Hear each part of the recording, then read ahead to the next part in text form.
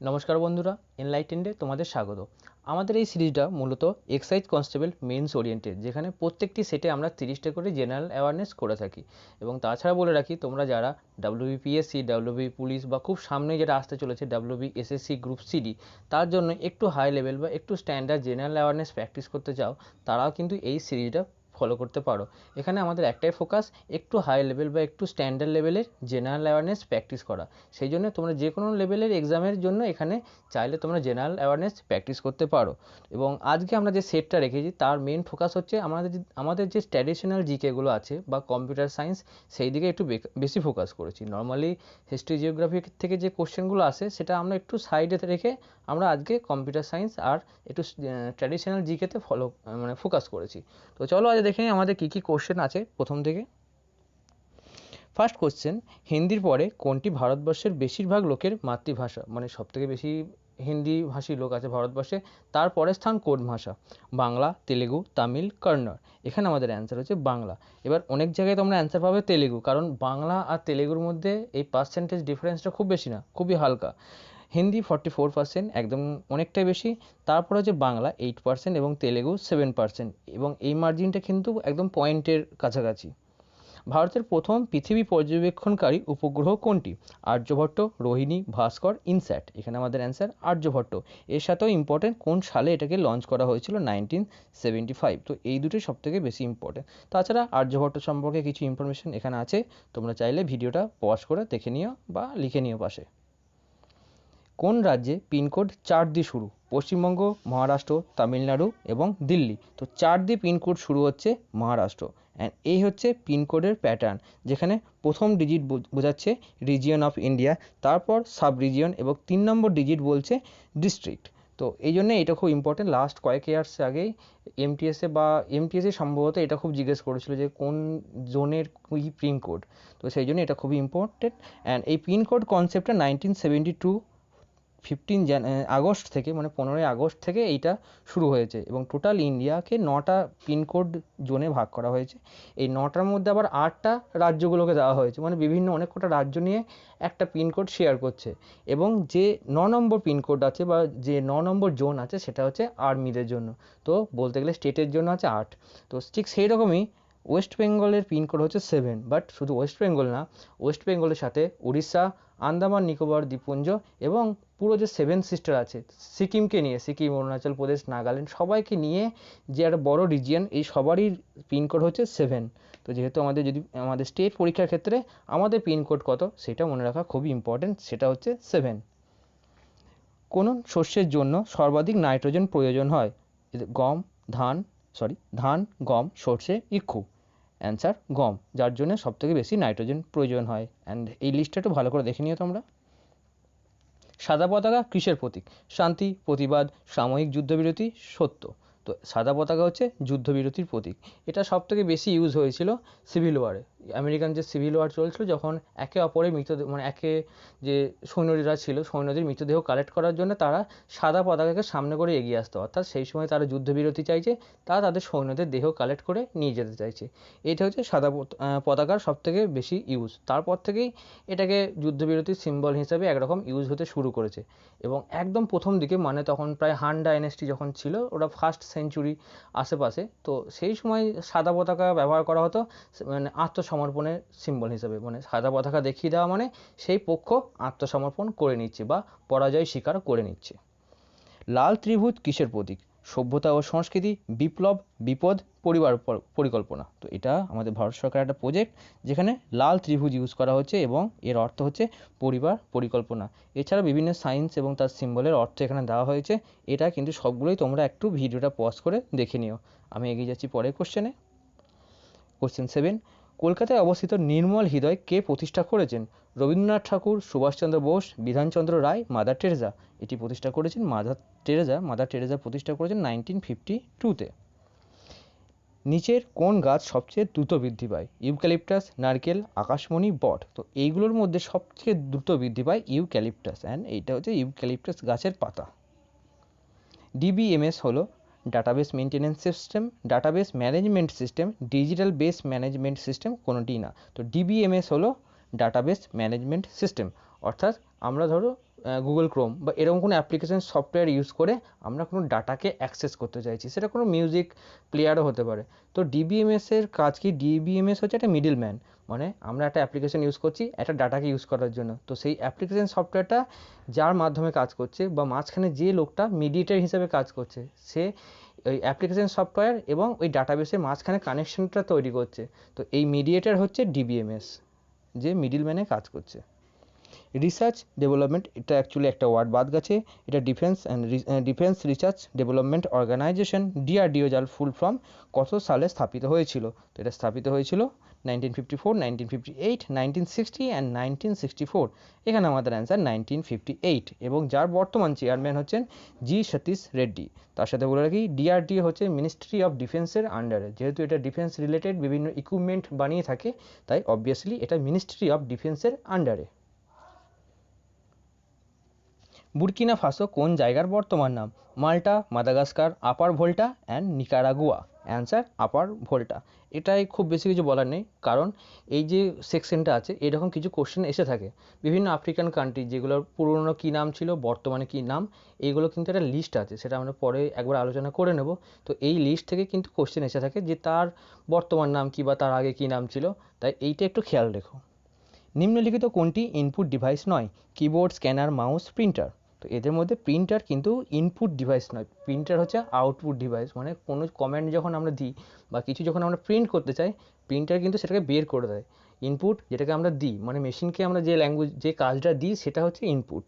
যেমন mouse, keyboard, স্ক্যানারের মাধ্যমে, স্ক্যানারটা কিন্তু ইনপুট, কারণ যখন আমরা কোনো ডকুমেন্ট স্ক্যান করে কম্পিউটারে স্টোর করছি, অর্থাৎ স্ক্যান করার মাধ্যমে স্টোর করছি, সেই জন্যে এই স্ক্যানার হচ্ছে ইনপুট, অ্যান্ড প্রিন্টার যখন আমরা সেই জিনিসটা বেরিয়ে আসে, কম্পিউটার যখন তার আউটপুট দিচ্ছে, সেই জন্যে আমাদের প্রিন্টার হচ্ছে আউটপুট। ইকেবানা বলতে বোঝায় এক ধরনের প্রতিরক্ষা কৌশল, জাপানের বিশেষ ধরনের নৃত্য, ভারত জাপানের যৌথ উৎসব, জাপানিদের ফুল সাজানোর বিশেষ শিল্প। তো ছবি থেকে বুঝতে পারছো এটা হচ্ছে জাপানিদের ফুল সাজানোর বিশেষ শিল্প। এরকম কিছু টার্ম আছে, যেমন ইকেবানা, টানাকা, আর একটা হচ্ছে ওটা নামটা ঠিক মনে পড়ছে না, ওরাগ্যামি। এইগুলো কী কী টার্ম, মানে জাপানি টার্ম, বাট এর মানে কি, এরকম কোশ্চেন কিন্তু এসে থাকে।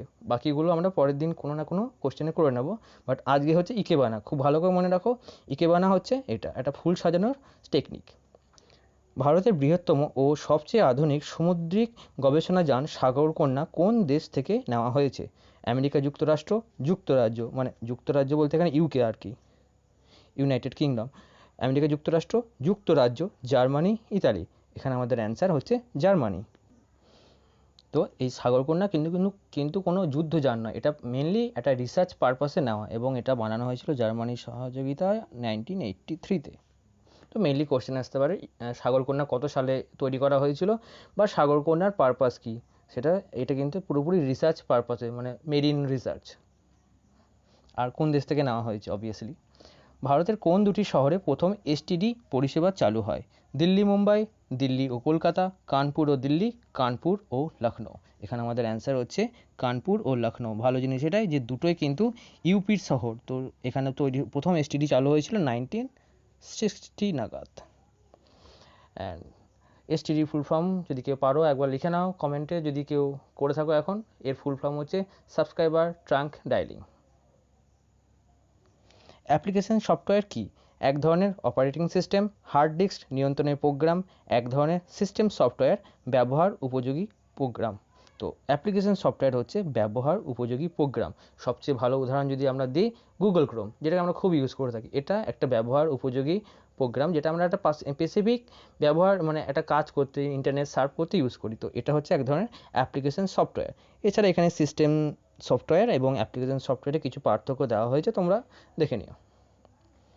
অপারেটিং সিস্টেম হলো অ্যাপ্লিকেশন প্রোগ্রাম তৈরির জন্য প্রয়োজনীয় প্রোগ্রাম, কম্পিউটার চালানোর জন্য গুরুত্বপূর্ণ সফটওয়্যার, এক ধরনের অ্যাসেম্বলার, এক ধরনের অ্যাপ্লিকেশন প্রোগ্রাম। তো অপারেটিং সিস্টেম হচ্ছে অপশন বি, কম্পিউটার চালানোর জন্য একটা গুরুত্বপূর্ণ সফটওয়্যার। অর্থাৎ তোমাদের যে উইন্ডোজ 7, 8, 10 যেগুলো আছে, এগুলো ছাড়া কিন্তু কম্পিউটার চলবে না, তাই এটা কিন্তু খুবই গুরুত্বপূর্ণ একটা জিনিস। তাই এই কম্পিউটার সেকশন থেকে যা আসে কোশ্চেনগুলো খুব ভালো করে পড়ো, এবং যদি একটু ভাবো, আমরা রিয়েল লাইফে সবাই কম্পিউটার ইউজ করে থাকি, তাই একটু ভাবলে কিন্তু অ্যান্সারগুলো চলে আসবে, বাট একটু ঠান্ডা মাথায় ভাবতে হবে। ন্যাশনাল সিকিউরিটি গার্ড কবে স্থাপিত হয়? 1978, 1980, 1982, 1984। তো অ্যান্সার এখানে 1984। এবার অনেক সময় এই অপশানটা 1986 থাকে, সেক্ষেত্রে কিন্তু অ্যান্সার নেবে 1986, কারণ তোমরা যদি উইকিপিডিয়া করো দেখতে পাবে ইয়ারটা আছে 1986। আমি যে সেট থেকে এটা নিয়েছিলাম সেখানে এই অপশানগুলো আছে, সেই জন্য অ্যান্সার 1984। বিক্রম সারাভাই মহাকাশ গবেষণা কেন্দ্র কোথায় অবস্থিত? আহমেদাবাদ, তিরুবনন্তপুরম, শ্রীহরিকোটা, বেঙ্গালুরু। এখানে আমাদের অ্যান্সার তিরুবনন্তপুরম। কম্পিউটার প্রোগ্রামিংয়ে কোনো ত্রুটিকে বলা হয় বাগ, বিট, ভাইরাস, বাইট। তো কম্পিউটার প্রোগ্রামের ত্রুটিকে বলা হয় বাগ। মেনলি আমরা যারা কোনো ফোনে ইউজ করি, অ্যান্ড্রয়েড ফোনে যে সফটওয়্যার ইউজ করি বা যে অ্যাপ্লিকেশনগুলো ইউজ করি, অনেক সময় তার আপডেট আসে, আপডেটে লেখা থাকে বাগ ফিক্সিং। তো কিছুই না, এই বাগ জিনিসটার সাথে আমরা এখন সবাই পরিচিত।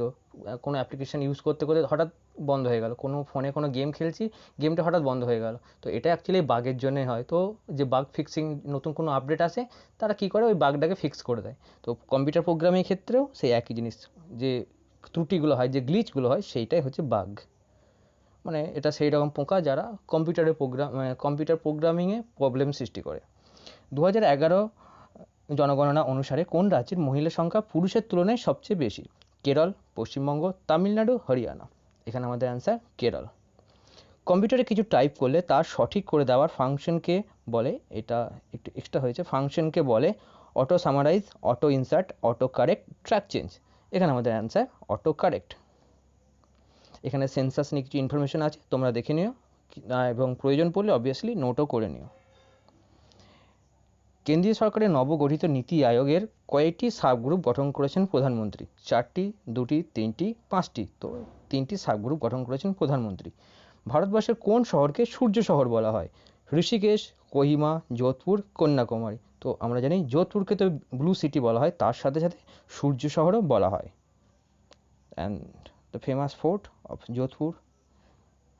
2011 জনগণনা অনুসারে ভারতবর্ষের কোন জেলায় লিঙ্গ অনুপাত সর্বাধিক? প্রতি 1000 জন পুরুষে 1147 মহিলা। Rudraprayag Uttarakhand, Idukki district Kerala, Mahe Pondicherry, Ratnagiri district Maharashtra. But এখানে আমাদের অ্যান্সার কিন্তু মাহি পন্ডিচেরি হবে, নট কেরালা, কারণ এখানে কোন জেলায় বলেছে। এসএলভি কথাটির পুরো অর্থ কী? Self launching vehicle, short light vehicle, satellite launch vehicle and soft launch vehicle. SLV হচ্ছে স্যাটেলাইট লঞ্চ ভেহিকেল। পিএসএলভি, যেগুলো মূলত আমরা পিএসএলভি, জিএসএলভি হিসাবে চিনি, এই যেটা আছে জিএসএলভি মার্ক 3, এটাই সব থেকে বর্তমানে ভারতের ব্যবহার করা সব থেকে বেশি পেলোড নিয়ে যেতে পারে এই স্যাটেলাইট। বাকি পিএসএলভি একটু কম ওয়েট নিয়ে যেতে পারে, এবং জিএসএলভি অনেক বেশি ওয়েট নিয়ে যেতে পারে এবং অনেক দূর অবধি নিয়ে যেতে পারে। ভারতের মূল ভূখণ্ড রামেশ্বরকে পৃথক করেছে নিচের কোনটি? 9 ডিগ্রি চ্যানেল, 10 ডিগ্রি চ্যানেল, পক প্রণালী, পম্বন চ্যানেল। তো অ্যান্সার পক প্রণালী। অ্যাকচুয়ালি এই রামেশ্বরমকে শ্রীলঙ্কা থেকে আলাদা করছে পক প্রণালী, যেটা এই দিকে আসছে, এবং এই দিকে কিন্তু কোনো শিপ চলাচল হয় না, মানে কোনো বাণিজ্যিক জাহাজ এইদিকে চলে গেল এমন কিন্তু হয় না, এইটা হচ্ছে মেনলি জাহাজের রুট। কম্পাইলার ডবল হয়ে গেছে এখানে। কম্পাইলার প্রকৃতপক্ষে কী? মেশিন ল্যাঙ্গুয়েজকে আমাদের ল্যাঙ্গুয়েজে পরিবর্তন করার প্রোগ্রাম, এক ধরনের ইন্টারপ্রেটর প্রোগ্রামিং ল্যাঙ্গুয়েজের। লেখা প্রোগ্রামকে মেশিন ল্যাঙ্গুয়েজে পরিবর্তন করার প্রোগ্রাম, এক ধরনের অপারেটিং সিস্টেম। তো কম্পাইলার হচ্ছে এটা, লেখা প্রোগ্রাম মানে যেটা আমরা সোর্স কোড, যেটা আমরা ল্যাঙ্গুয়েজ সি প্লাস ল্যাঙ্গুয়েজ বা জাভা ল্যাঙ্গুয়েজ যেটা আমরা কম্পিউটারে টাইপ করি, সেটা হচ্ছে সোর্স কোড। সেই কোডটা চলে যায় কম্পাইলারে, কম্পাইলার ওটাকে কী করে? কম্পিউটারের ল্যাঙ্গুয়েজ, এবং কম্পিউটারের ল্যাঙ্গুয়েজ কি? বাইনারি, সেখানে 0 1 0 1 এই বোঝে। তো কম্পিউটার বোঝে 0 1 0 1। তো আমাদের সি প্লাস থেকে যে ল্যাঙ্গুয়েজটা আমরা লিখি সেটা কম্পাইলারে যায়, কম্পাইলার সেটাকে 0 1 0 1 বাইনারি ডিজিটে ট্রান্সফার করে কম্পিউটারকে বলে যে তোমার মালিক এটাই বলছে। ইসরোর প্রথম সৌর অভিযানের নাম দেওয়া হয়েছে প্রভা 1, বৈভব 1, সূর্য, জিআইভি, আদিত্য L1। তো এটা মনে রাখা খুবই সহজ, সূর্যের অপর নাম আদিত্য, তো অ্যান্সার আদিত্য L1, এবং এটা হচ্ছে আদিত্য L1 নিয়ে কিছু ইনফরমেশন দেখে নিও। নিচের কোনটি চতুর্থ প্রজন্মের language? BASIC, SQL, C and Pascal. এখানে অ্যান্সার এসকিউএল, অ্যান্ড সি হচ্ছে third generation language and SQL হচ্ছে fourth generation language. And mainly 30টা হয়ে গেছে, বলতে গেলে এটা একটা এক্সট্রা কোশ্চেন। হিন্দুস্তান অ্যারোনটিক্স লিমিটেডের সদর দপ্তর কোথায়? মানে হ্যালের সদর দপ্তর কোথায়? বেঙ্গালুরু, নাসিক, হায়দ্রাবাদ, পুনে। এখানে আমাদের অ্যান্সার বেঙ্গালুরু। তো এই ছিল আমাদের 30টা সেট পুরো কমপ্লিট। কেমন লাগছে অবভিয়াসলি জানিও। যারা তোমরা প্রিপেয়ার করছো একটু হাই লেভেল বা একটু স্ট্যান্ডার্ড কারেন্ট অ্যাফেয়ার্স বা জিকের জন্য প্রিপেয়ার হওয়ার জন্য, তাদের সাথে এই চ্যানেলটা শেয়ার করো, চেষ্টা করো এই ভিডিওটাও তাদের সাথে শেয়ার করতে নিজেদের বন্ধুদের মধ্যে। এবং যারা কেউ যদি সাবস্ক্রাইব না করে থাকো, সাবস্ক্রাইব প্লিজ করে নাও। আর ভালো লাগলে লাইক দিতে ভুলো না, কারণ অনেকেই তোমরা লাইক দাও না, ভিডিওটা দেখে চলে যাও, বাট লাইক দিতে হয়তো ভুলে যাও, বাট মিস করো না, লাইকটা দিয়ে দাও এবং অন্য বন্ধুদের সাথে শেয়ার করো। তো চলো দেখা হবে আবার পরে কোনো ভিডিওতে, আজকের মতো টাটা।